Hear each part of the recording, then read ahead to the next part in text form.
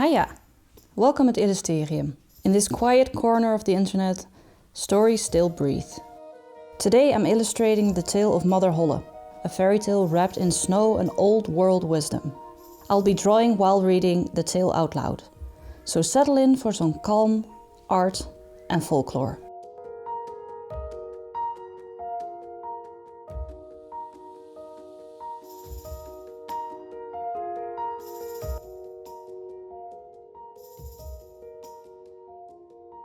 There was once a widow who had 2 daughters, one of whom was pretty and industrious, while the other was ugly and idle. But she was much fonder of the ugly and idle one because she was her own daughter. And the other, who was a stepdaughter, was obliged to do all the work and be the Cinderella of the house. Every day the poor girl had to sit by the well, in the highway, and spin until her fingers bled. Now it happened that one day the shuttle was marked with her blood, so she dipped it in the well to wash the mark off. But it dropped out of her hand and fell to the bottom. She began to weep and ran to her stepmother and told her of the mishap. But she scolded her sharply and was so merciless as to say, "Since you have let the shuttle fall in, you must fetch it out again." So the girl went back to the well and did not know what to do. And in the sorrow of her heart she jumped into the well to get the shuttle. She lost her senses, and when she awoke and came to herself again, she was in a lovely meadow where the sun was shining and many thousands of flowers were growing. Among this meadow she went, and at last came to the baker's oven, full of bread. And the bread cried out, "Oh, take me out, or I shall burn. I have been baked a long time." So she went up to it and took out all the loaves one after the other with a bread shovel. After that she went on till she came to a tree covered with apples, which called out to her, "Oh, shake me, we apples are all ripe." So she shook the tree until the apples fell like rain, and went on shaking till they were all down. And then she had gathered them into a heap and went on her way. At last she came to a little house, out of which an old woman peeped. But she had such large teeth that the girl was frightened and was about to run away. But the old woman called out to her, "What are you afraid of, dear child? Stay with me.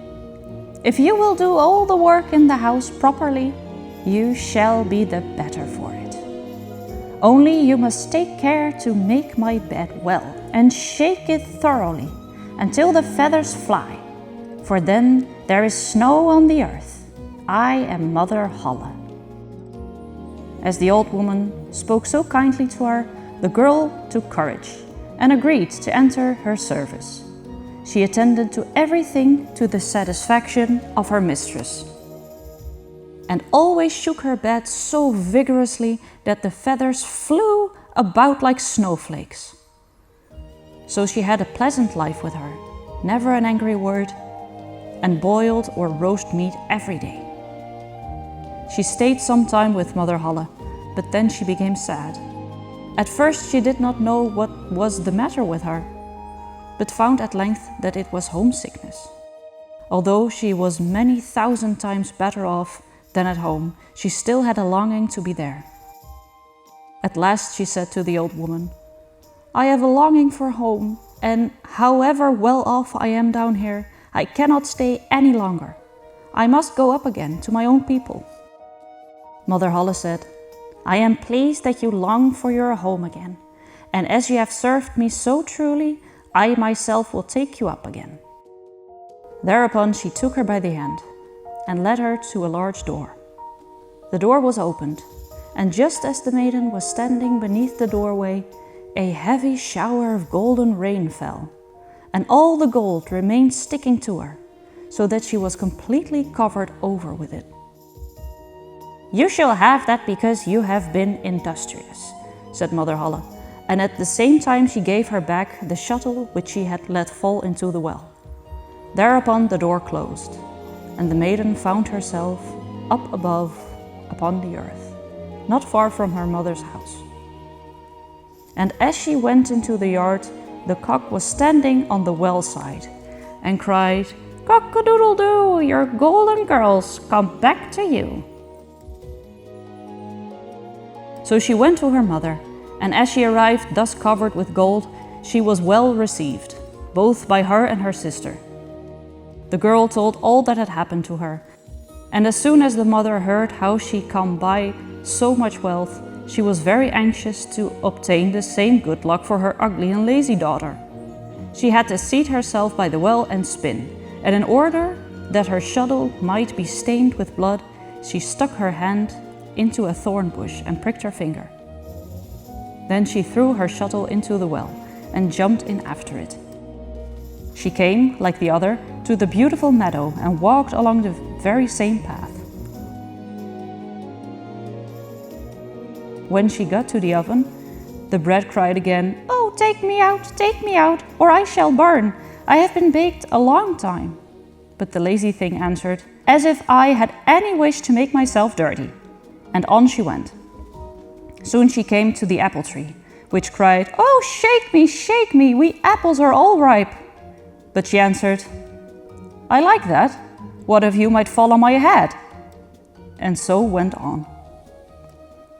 When she came to Mother Holle's house, she was not afraid, for she had already heard of her big teeth, and she hired herself to her immediately.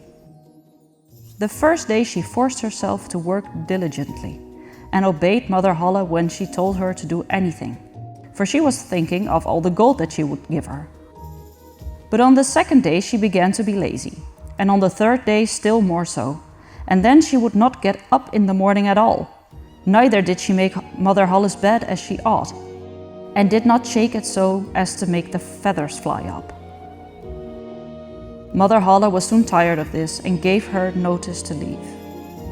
The lazy girl was willing enough to go, and thought now the golden rain would come. Mother Holle led her also to the great door, and while she was standing beneath it, instead of the gold, a big kettleful of pitch was emptied over her. "That is the reward for your service," said Mother Holle, and shut the door. So the lazy girl went home, but she was quite covered with pitch, and the cock by the well, as soon as he saw her, cried out, "Cock-a-doodle-doo, your pitchy girl has come back to you." But the pitch stuck fast to her and could not be got off as long as she lived.